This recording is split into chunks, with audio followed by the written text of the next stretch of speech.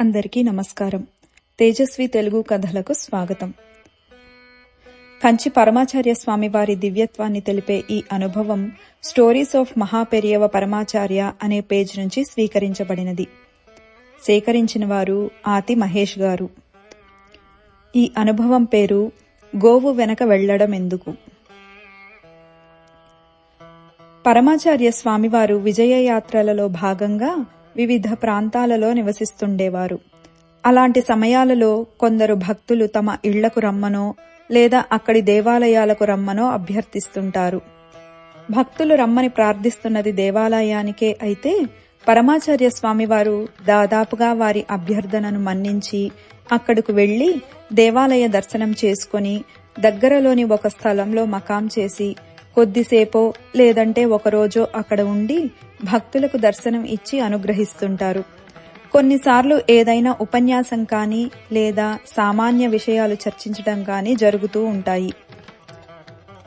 ఒకసారి పరమాచార్య స్వామివారు తమిళనాడు మొత్తం విజయ యాత్ర చేస్తున్నారు. యాత్రలో భాగంగా తిరుచిరాపల్లిలో కొన్ని రోజుల పాటు మకాం చేశారు. ప్రతిరోజు స్వామివారి దర్శనానికి అధిక సంఖ్యలో భక్తులు వచ్చేవారు. ఆ భక్తజన సమూహంలో తిరుచ్చిలోని ఒక కళాశాల ప్రధానాచార్యులు కూడా ఉన్నారు. వరుసలో అతని వంతు రాగానే మహాస్వామి వారికి నమస్కరించి ఎన్నో రకాల పళ్ళు పూలు సమర్పించాడు. మహాస్వామి వారి దివ్య పాదములు తన కళాశాలను తాకాలని విద్యార్థులను అనుగ్రహించాలని ప్రార్థించాడు. కాని మహాస్వామి వారు ఎటువంటి సమాధానం ఇవ్వలేదు.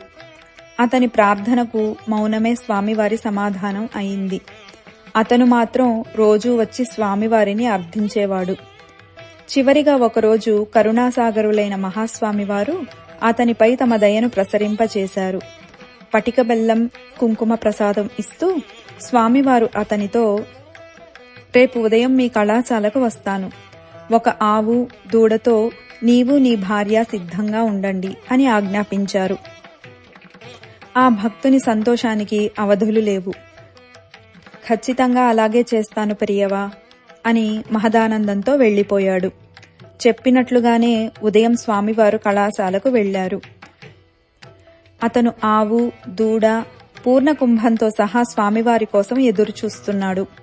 మహాస్వామివారి పూర్ణ కుంభాన్ని స్వీకరించి కళాశాల ద్వారం వద్దకు వచ్చి నిలబడ్డారు. స్వామివారు ఆ భక్తునితో, నువ్వు ఎక్కడికైతే నేను రావాలి అనుకుంటున్నావో అక్కడకు నువ్వు ఆవు దూడను ముందు తీసుకుని వెళ్ళు, నేను అనుగమిస్తాను అని తెలిపారు. స్వామివారి ఆదేశం ప్రకారం అతను భార్యతో కలిసి ఆవు దూడను ముందుకు తీసుకుని వెళ్తూ ఉంటే స్వామివారు ఆవు వెనుకగా వస్తున్నారు.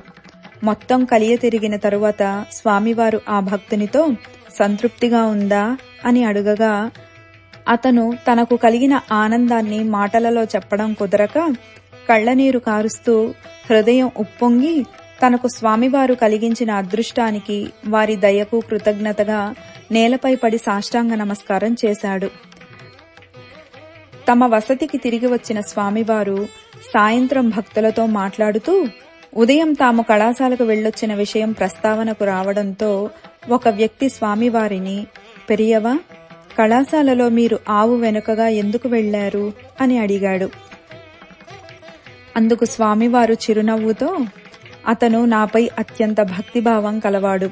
నేను వస్తే అది కళాశాలకు మంచి అని నమ్మి నన్ను ఆహ్వానించాడు. కానీ అది ఆడపిల్లలు చదివే కళాశాల. వారు అన్ని రోజులలోనూ కళాశాలకు వస్తారు. వారు దూరం ఉండాల్సిన సమయాలలో కూడా కళాశాలకు వస్తారు. అందుకే నేను ఒక ఆలోచన చేశాను. అతని కోరికను తీర్చాలి. నా అనుష్ఠానం నియమపాలన కూడా కాపాడబడాలి. దానికి పరిష్కారం ఒక్కటే. మన శాస్త్రాలలో ఉన్నదాని ప్రకారం ఎటువంటి అశౌచమైనా ఎటువంటి స్థలమైనా గోవుడెక్కల నుండి వచ్చే ధూళి తగిలితే ఆ స్థలం పవిత్రమవుతుంది. అందుకే ఆవును ముందు వదిలి నేను దాన్ని అనుసరించాను అని బదులిచ్చారు. స్వామివారు చెప్పిన విషయాన్ని విన్న వారందరూ స్థాణువులై నిలబడిపోయారు. ఇంతటి ధర్మసూక్ష్మం ఉంటుందా అని మనం అనుకోవచ్చు.